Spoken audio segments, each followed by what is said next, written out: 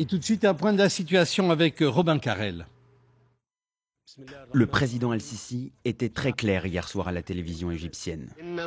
L'Égypte choisira les moyens nécessaires et le moment pour venger ces exécutions criminelles. Ces menaces ont fait suite à cette vidéo publiée par la branche libyenne de l'organisation de l'État islamique. On y voit les 21 otages égyptiens de confession chrétienne se faire égorger. Pour les djihadistes, il s'agissait de venger la mort de Ben Laden. Pour les proches de la famille, c'est surtout leur alliance avec le pouvoir politique qu'ils paient aujourd'hui. Ils nous visent parce que nous avons voté pour le président Al-Sisi et parce que nous sommes chrétiens. Ils nous considèrent comme les enfants d'Al-Sisi. Mais si seuls les Coptes avaient voté pour Al-Sisi, ils n'auraient jamais été élus. L'Égypte est passée rapidement aux actes. D'abord sur le front militaire dès ce matin avec des bombardements sur les fiefs djihadistes en Libye. Ensuite sur le front diplomatique. Le président El-Sisi a appelé les États-Unis à la rescousse. Il veut que l'opération menée en Syrie et en Irak soit étendue à la Libye. De son côté, François Hollande s'est entretenu au téléphone avec son homologue égyptien. Les deux hommes en ont appelé au Conseil de sécurité des Nations Unies. Voilà, donc une nouvelle fois, des chrétiens victimes de règlements de compte d'islamistes radicaux et fanatiques. On va analyser ce qui se passe aussi dans cette extension du domaine de Daesh de la Syrie à l'Irak à la Libye, qui est évidemment un objet d'inquiétude géopolitique et militaire. Mais tout de suite, on est en ligne avec Ali El-Samam. Bonjour, vous êtes journaliste égyptien et président de l'Union internationale pour le dialogue interculturel et religieux pour l'éducation de la paix. Autant de mots qui sonnent douloureusement aujourd'hui parce qu'on est loin de la compréhension interculturelle et du dialogue religieux et encore plus de la paix. Exact. Dire douloureux, c'est les sentiments du peuple égyptien. Et je peux vous dire franchement que les frappes aériennes égyptiennes contre les bases ou les sites de Daesh est une réponse positive de l'armée égyptienne à l'appel du peuple égyptien. C'est l'appel du peuple. C'est le peuple qui les demandait de venger l'assassinat sauvage et criminel des citoyens égyptiens. Et la provocation inacceptable était d'exposer par vidéo l'horreur de l'égorgement devant l'opinion publique et également le fait que les victimes, comme vous venez de les signaler au début de votre émission, étaient des Coptes chrétiens orthodoxes. Et cela veut dire, ça représente un acte d'humiliation de l'autorité de l'État égyptien, de les représenter comme incapables de protéger ces minorités chrétiennes. Alors on va revenir. Oui, on va revenir avec vous dans un instant. Jean-Michel Cadiot, un petit point justement sur ce triste destin des chrétiens d'Orient, pour reprendre l'analyse de Jean-François Colosimo qui était sur mon plateau il n'y a pas si longtemps. Vous-même, vous avez consacré une étude à ces chrétiens d'Orient où le mot de souffrance est dans le titre. Les vitalités aussi. Les chrétiens d'Orient souffrent vraiment depuis le début du christianisme. Disons que depuis un siècle, ça s'est effectivement beaucoup aggravé avec le génocide arménien, avec le fait que les Palestiniens ont dû tous pratiquement s'exiler, avec la guerre d'Irak de 2003. Et là, je crois que nous sommes dans ces conséquences de la guerre d'Irak qui a fait que les chrétiens d'1,3 million, 1,4 million sont devenus à peine 300 000 en Irak et qu'ils ont tous dû fuir la région de Mossoul, qui était un des berceaux, enfin qui était évangélisé par saint Thomas, qui est la ville de Ninive, de Jonas, et voilà maintenant aussi la Libye, alors où il n'y a pas de communauté chrétienne à proprement parler, où il y en a peu, il y en a, mais il n'y en a pas beaucoup, surtout des catholiques, quelques orthodoxes, mais les Coptes du pays voisin sont également la cible d'islamistes, extrémistes, comme il y a aussi en Égypte aussi beaucoup de souffrance. Qatar Abu Diab, il y a quelque chose finalement d'assez révélateur dans ce crime atroce de ces fanatiques, c'est que on s'aperçoit que leur antisémitisme est finalement un prétexte, c'est-à-dire que l'antisémitisme, quand il s'abrite derrière le juste combat des Palestiniens contre Israël, etc., finalement, sans prendre aux chrétiens coptes, ça montre juste un totalitarisme total d'un fanatisme religieux, où à chaque fois on aura de bonnes raisons d'exterminer celui qui n'est pas de son son avis, y compris d'ailleurs le musulman qui a une autre lecture du Coran que ces fous furieux. Exactement, il n'y a pas de... Dans tous ces cas, il y a beaucoup d'alibis. Mais ce qui est vrai qu'on touche toujours l'autre. L'autre musulman non orthodoxe qui ne possède pas la même lecture de l'islam de ces gens, ou si on touche les chrétiens et les juifs. Mais je vais attirer l'attention que le Coran lui-même reconnaît Moïse et Jésus comme prophètes. Donc, on ne peut pas partir du Coran lui-même pour justifier ces actes. Mais une lecture littérale avec un opportunisme idéologique, avec aussi peut-être d'intérêts qui se mêlent, tout ça se joue pour viser ces chrétiens d'Orient comme ces juifs d'Europe ou ailleurs. Mais ce qui est avant tout, cet obscurantisme, c'est une tache noire. C'est le déclin de l'islam dans tous ces États avec ces visages donnés à l'islam par ces gens barbares. Odon Vallée, on est dans un conflit qui est presque plus désormais purement politique, avec une ambition d'un califat, que religieux, même si les deux sont évidemment intimement mêlés. Effectivement, il y a cette revendication de califat. Il faut rappeler que le califat, c'est-à-dire le successeur du prophète, a été exercé par divers régimes, et pendant 3 siècles, c'était l'Empire ottoman qui l'a exercé. Et puis cet Empire ottoman, qui était allié à l'Allemagne et à l'Autriche, est tombé, il a été battu en 1918. Le dernier sultan de Turquie, qui était calife, a été remplacé par Mustafa Kemal, laïc, qui a fait une révolution. Et là, on a commis une énorme erreur, c'est de ne pas voir que cette chute du califat était au fond un désastre pour la paix civile et religieuse. Tout de suite, les frères musulmans ont demandé qu'il y ait un pouvoir religieux. Or, au traité de Sèvres notamment, les Alliés, et notamment la France, ont commis l'énorme erreur d'affaiblir énormément la Turquie. Et par la suite, on s'est trouvé isolés, notamment nous les Français au Proche-Orient.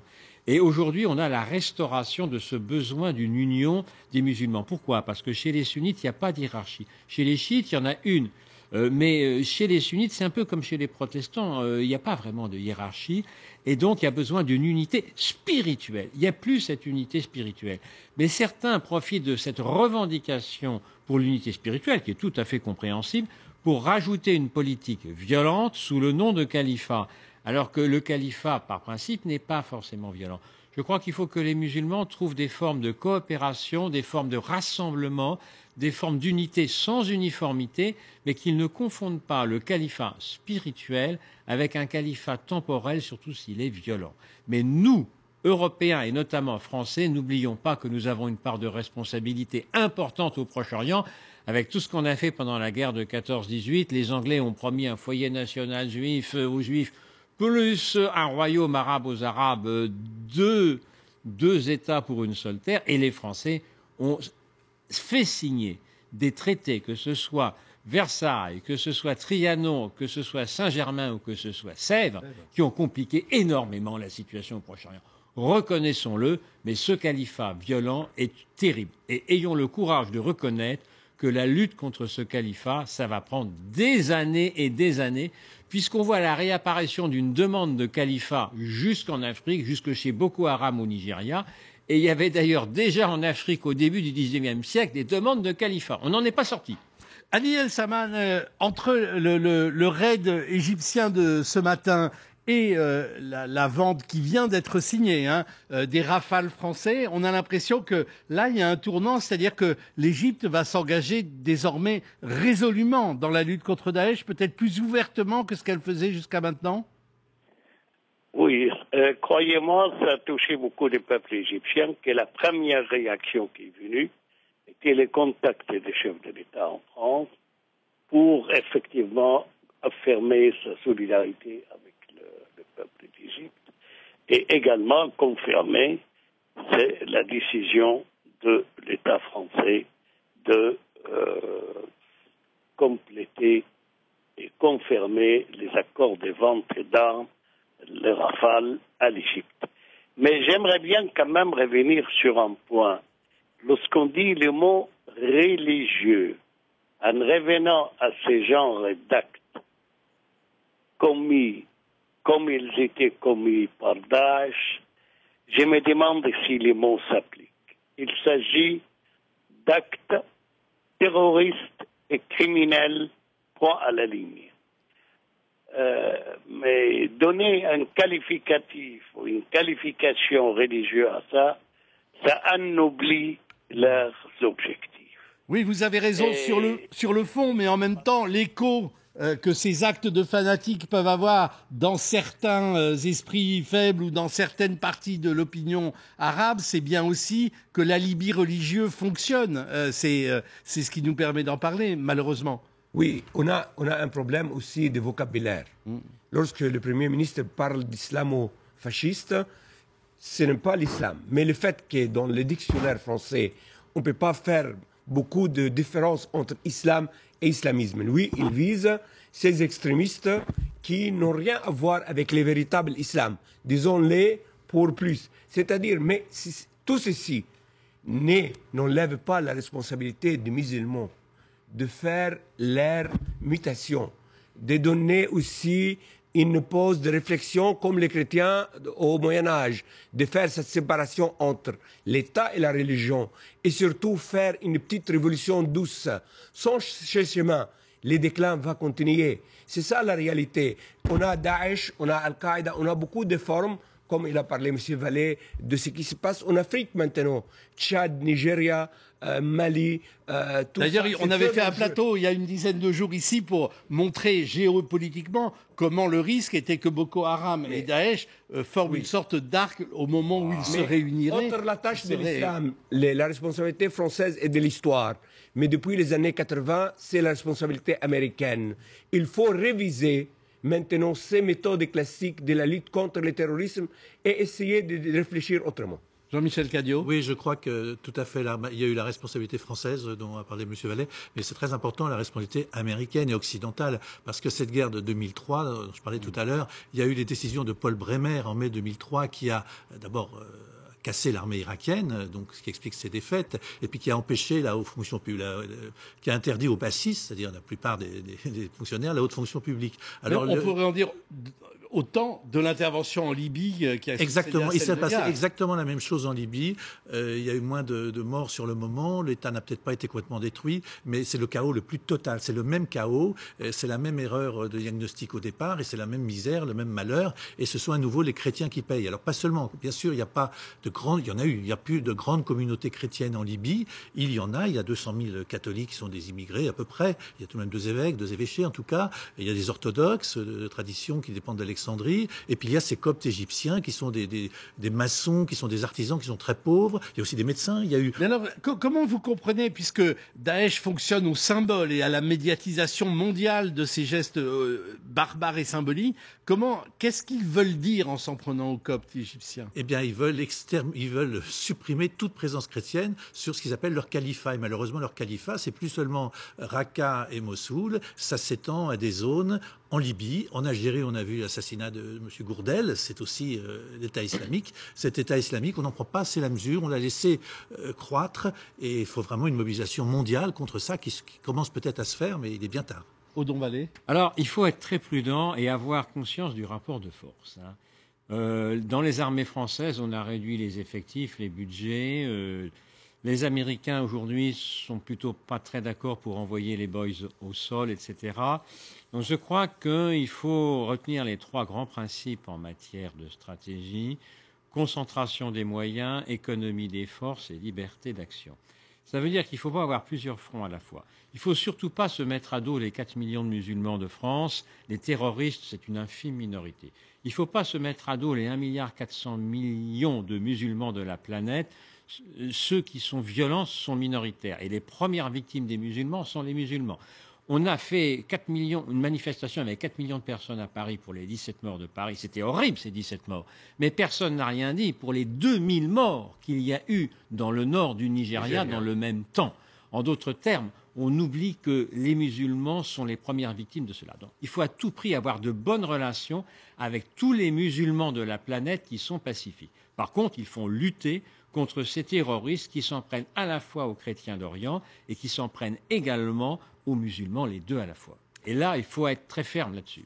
Qatar Abou Diab, je posais tout à l'heure la question à Ali El Saman d'un engagement plus fort et désormais plus résolu de l'Égypte. On voit bien qu'avec la vente des Rafales, il y a quelque chose qui est en train de se jouer, puisque l'Égypte n'a pas la capacité financière d'acheter ces Rafales comme ça, donc on peut penser que l'Arabie Saoudite n'est pas loin non plus. Le paradoxe veut que les autorités françaises annoncent qu'un contrat sera peut-être signé avec le Qatar. Ça veut dire qu'à terme, des Rafales pourraient s'exploser les uns les autres dans les airs si les choses dégénéraient entre l'Égypte et certains Émirats arabes comme le Qatar, puisqu'on sait quand même très bien que géopolitiquement, ça finira par une tension ou un affrontement. Oui, pas jusqu'à ce point. Je pense que quand même, le Qatar reste un pays de 300 000 autochtones au maximum. C'est un pays qui tente de se protéger aussi, mais je pense c'est vrai ce qu'il a parlé aussi, M. Valls aujourd'hui, d'une responsabilité particulière du Qatar et de la Turquie pourrait s'appliquer à beaucoup d'acteurs régionaux. Je pense qu'il y a beaucoup d'acteurs régionaux qui doivent être plus responsables et plus prudents en approchant cette question du terrorisme. Mais pour votre question, je pense que l'engagement égyptien, ce n'est pas simplement par rapport à Daesh. À l'intérieur de l'Égypte, il y a une menace terroriste forte dans le Sinaï. Il y a aussi le Yémen, avec la déstabilisation du Yémen. On voit bien la liaison dans la mer Rouge entre le Bab Mandab avec l'Égypte et la sécurité nationale égyptienne. Et il y a la Libye. La Libye, c'est une poudrière. C'est une véritable poudrière. Et pour cela, l'Égypte, on voit bien que dans la région, il y a un projet iranien. Ce projet iranien occupe une capitale après une autre. Et un projet, à mon avis, facilité par les Américains d'une façon indirecte. Il y a un projet turc avec les frères musulmans qui n'a pas marché, mais ce qui manque, il n'y a pas un projet arabe. Pour cela, cette vente à l'Égypte, si elle se place dans le cadre d'un accord avec l'Arabie Saoudite, les Émirats Arabes Unis, le Maroc, pour faire un noyau d'un projet arabe, ça peut aider beaucoup dans la lutte contre le terrorisme. Vous êtes d'accord, Renaud Vallée? Oui, alors bon, Kadhafi était un épouvantable dictateur, mais dans le même temps, il maintenait un minimum d'équilibre. En Afrique... Saddam Hussein aussi. Voilà. Mais Kadhafi, il payait les vieux sages africains, les rois, les chefs d'État, tout le monde. Bon. La mort de Kadhafi a créé un vide, il faut bien s'en rendre compte, ça ne sera pas facile à combler. La Libye est un pays extraordinairement beau, avec les plus beaux temples romains et grecs, avec en avril des parterres de fleurs, c'est un paradis. Et Ghadamès est l'une des plus belles villes du monde au patrimoine mondial de l'humanité. Tout ça, c'est disparu. Il faudra reconstruire une Libye, c'est compliqué. Les Français, grâce aux Rafales, ont chassé Kadhafi, car sans les Rafales français, Kadhafi serait encore au pouvoir, mais on n'a pas réfléchi assez à l'après-Kadhafi. Là, pour l'instant, c'est le vide. C'est ça ce qui est terrible, c'est qu'une guerre, c'est bien gentil. Mais après, qu'est-ce qui se passe? Les Français sont intervenus au Mali, Serval, c'était un succès militaire. Mais aujourd'hui, au Mali, ça va pas mieux. Et on voit encore à Paris même en ce moment des jeunes Maliens arrivés par Lampedusa parce que sur le plan civil, rien n'a été fait. Il faut à tout prix reconstruire des pays, ça va coûter des fortunes. Et malheureusement, on n'est pas conscient de la nécessité d'un effort civil de développement dans ces pays. Jean-Michel Gadio, pour finir, les chrétiens d'Orient sont condamnés à être les victimes expiatoires, j'allais dire, y compris de luttes entre sunnites et chiites, etc. Parce que c'est au bout du compte, c'est à ça que ça revient. Je ne pense pas qu'ils soient condamnés, parce que ça fait 20 siècles qu'ils sont persécutés d'une façon ou d'une autre. Là, ils souffrent terriblement, ils souffrent comme d'autres minorités. On en a parlé des Yézidis, les chiites de Mossoul, les Turkmènes. Mais non, je ne pense pas que ce sont les victimes expiatoires, mais il faut vraiment les défendre. Il faut les défendre parce que c'est une nécessité de tous les humains de défendre les minorités les plus malheureuses. Et là, cet État islamique, Daesh, a vraiment pour cible première, on peut dire, les chrétiens, en qui il voit des croisés. D'ailleurs, ça a été dit dans cette décapitation horrible de 21 chrétiens coptes. Ils ont parlé de croisés, d'ennemis. Enfin, le vocabulaire de ce communiqué de l'État islamique est monstrueux et montre bien la gravité du problème. Mais on pourrait attendre une mobilisation des autorités spirituelles chrétiennes, toutes tendances confondues, parce qu'elles ne se font pas tellement entendre. Tout de même, le pape François fait tout de même parler. Je crois qu'il va encore parler beaucoup. Le pape copte a aussi parlé avant-hier, et pas seulement pour demander des frappes. Il a demandé le retour, des chrétiens égyptiens en Libye. Oui, les autorités morales et musulmanes aussi doivent parler plus fortement. Ce qui se fait avec l'État islamique, je crois que c'est d'une abomination de l'abomination, et il n'y a pas eu conscience quand ça s'est fait depuis 2 ans, depuis 10 ans, mais surtout depuis 2 ans, les chancelleries occidentales n'ont pas vu.